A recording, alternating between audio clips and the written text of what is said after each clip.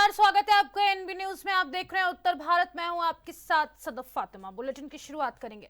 उत्तर प्रदेश के मुख्यमंत्री योगी आदित्यनाथ ने कहा कि महाकुंभ 2025 की तैयारियां युद्ध स्तर पर चल रही है।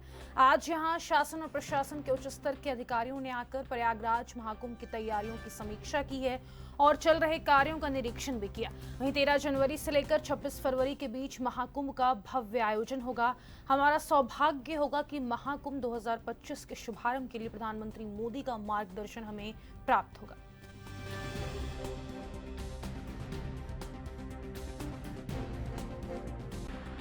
की तैयारी युद्ध स्तर पर चल रही है। आज हम लोगों ने एक बार फिर से यहां पर शासन और प्रशासन के भी उच्च स्तर के अधिकारियों ने आकर के प्रयागराज महाकुंभ की तैयारियों की समीक्षा की है। चल रहे कार्यों का निरीक्षण भी किया है। जैसा कि पिछले बार भी मैंने कहा था, युद्ध स्तर पर तैयारियां चल रही हैं। यद्यपि बरसात एक महीने आगे तक चलने के नाते हम लोग पिछली बैठक के दौरान लगभग एक महीने लेट थे, लेकिन इस बार जब मैंने समीक्षा की है तो मैंने पाया है कि हम लोग 13 जनवरी से लेकर के 26 फरवरी के बीच प्रयागराज महाकुंभ का यह भव्य और दिव्य आयोजन होगा।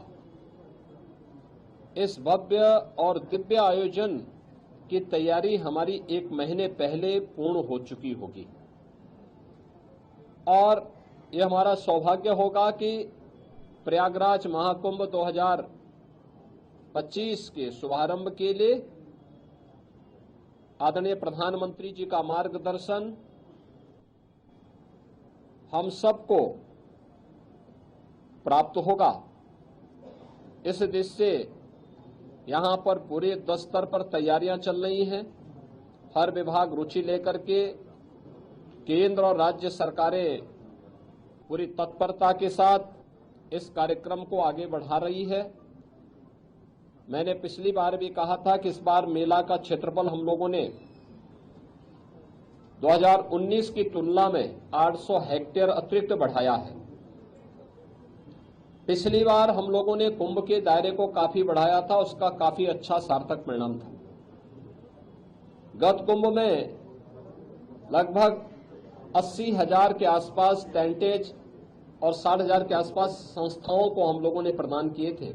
इस बार इसकी संख्या हम ठीक दुगना 1,80,000 करने जा रहे हैं। समाजवादी पार्टी प्रमुख अखिलेश यादव ने कहा कि जिस तरह से बीजेपी के अधिकारियों पर दबाव डालकर चुनाव जीता है और इसलिए उन्होंने लोगों का ध्यान भटकाने के लिए संभल में यह दंगा कराया है। अगर सरकार तस्वीरें जारी कर रही है तो उन्हें उन भाजपा समर्थकों की तस्वीरें जारी करनी चाहिए जो सर्वेक्षण के दौरान वहां थे और नारे लगाए। वो न्याय नहीं कर रहे, वो अन्याय कर रहे हैं।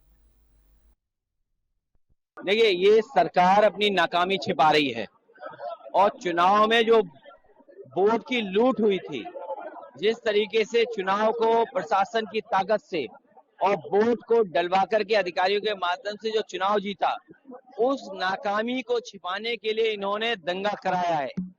अगर सर्वे की बात थी, जब पहली बार सर्वे हुआ तो किसी को आपत्ति नहीं थी, सबने मिलजुल करके सर्वे कराया।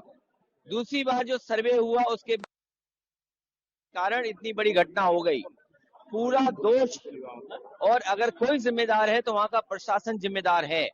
और अगर ये होर्डिंग, जुर्माना, उनके नाम जारी करना, तो कम से कम भारतीय जनता पार्टी को उनके भी नाम जारी करने चाहिए जो सर्वे के समय पर भारतीय जनता पार्टी के नारे लगाते हुए भारतीय जनता पार्टी के समर्थक सर्वे के समय गए थे।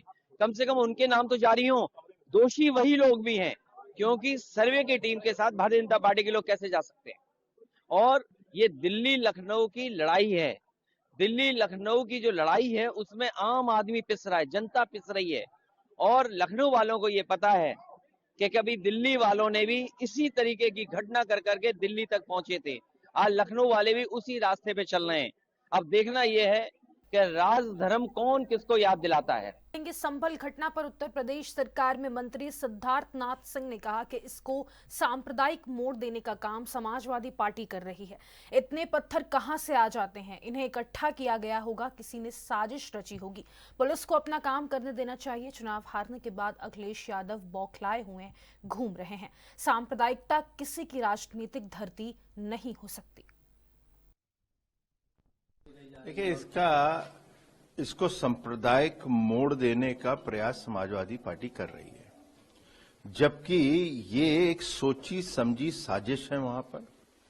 और कोई आप लोगों के वीडियो फुटेजेस देख लेगा, साधारण व्यक्ति भी देखेगा, तो इतने पत्थर कहां से आ जाते हैं? कोई उठा के तो ऐसे फेंक नहीं रहा है, तो कहीं ना कहीं उसका कलेक्शन हुआ होगा। कहीं ना कहीं किसी के नेतृत्व में जिसने ये पूरी साजिश रची उसने करा होएगा। तो पुलिस को अपना काम करने देना। ये समाजवादी पार्टी के जितने नेता हैं और उनके विशेष रूप से अखिलेश यादव जी, आप चुनाव हारने के बाद बौखलाए हुए घूम रहे हो। आपको लग रहा है कि पता नहीं कौन सी धरती वो पकड़ ले। अरे सांप्रदायिकता धरती नहीं हो सकती, आपकी राजनीतिक धरती नहीं होती है। सांप्रदायिकता से बंटवारा होता है और आप समय समय पर यही दर्शाते हैं कि आप उत्तर प्रदेश की जनता को बांटना चाहते हैं। जिस तरीके से ईवीएम की बातचीत की जाती है इलेक्शन के बाद, सुप्रीम कोर्ट ने सीधे पीआईएल डिस्कस करते हुए उन्होंने कहा कि आप जीते तो गलत, हारे तो सही, क्या चीज? नहीं, सुप्रीम कोर्ट ने जो पीआईएल जिन्होंने दाखिल किया था और रो रहे थे कि यहां पर ईवीएम के कारण महाराष्ट्र हारे हैं, तो उसी पे सुप्रीम कोर्ट ने एक फटकार लगाई है और उनको एक तमाचा मारा है कि भाई तुम जीतो तो सही ईवीएम, तुम हारो तो गलत हो गया और धांधली हो गई। तो सुप्रीम कोर्ट ने जो कहा वो उचित करा और इसका हम लोग स्वागत करते हैं। सर, जिनमें कृष्णदास की बांग्लादेश में जिस तरीके से गिरफ्तारी के बाद एक तरह से लोग खड़े हो गए हैं और भारत सरकार ने भी आपत्ति दर्ज की, कैसे देखते हैं क्या हो रहा है? देखिए, बांग्लादेश की सिचुएशन गंभीर है, लेकिन इस पे हम लोग की केंद्र सरकार और विशेष रूप से विदेश मंत्रालय इस पर निगरानी रखा है और जो भी बातचीत करनी होगी, जो भी कहना होगा, वो उचित फोरम विदेश मंत्रालय केंद्र सरकार का होगा। नहीं, देखिए, पिछला 2019 का जो कुंभ था एक भव्य दिव्य कुंभ, स्वच्छ कुंभ बना था।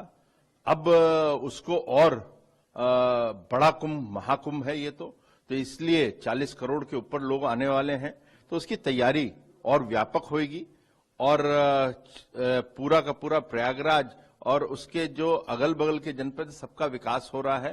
तो यहाँ पे अन्य विकास कार्य हो रहे हैं, प्रधानमंत्री जी भी आने वाले हैं, तो उन सब की तैयारी को देखने के लिए हमारे मुख्यमंत्री जी योगी आदित्यनाथ जी आ रहे हैं और इसके अंदर जो सफाई कर्मी हैं उन लोगों के साथ भी बातचीत और उन लोगों को भी किट देने की आज एक सभा होगी।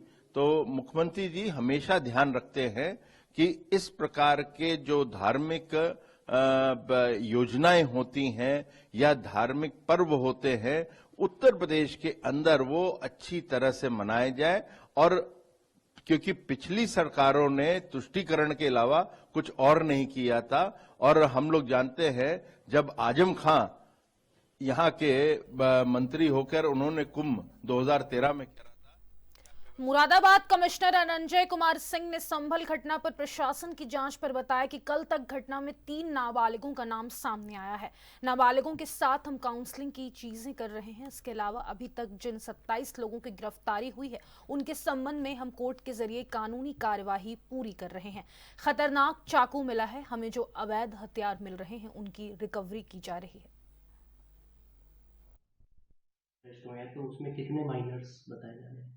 देखिए, अभी कुल मिला के जो कल तक जो संख्या थी वो 3 माइनर्स की थी, लेकिन उसमें हो सकता है संख्या घटी बढ़ी हो, अभी उसमें उसका आंकड़ा मेरे पास नहीं है। लेकिन माइनर्स के साथ हमारी बेसिकली जो काउंसलिंग की ही चीज़ें कर रहे हैं।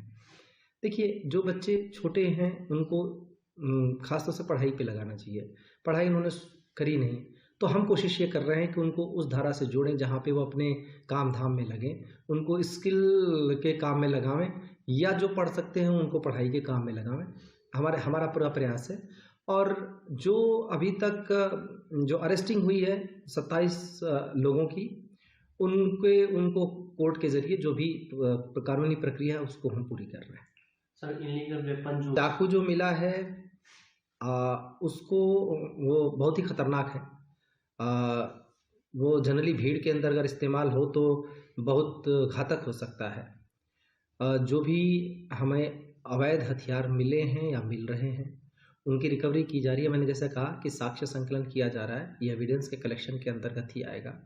अभी हमें कोई जल्दीबाजी नहीं है कि हम घरों में लोगों के ऊपर प्रेशर डालें या घरों को हम छानबीन करें।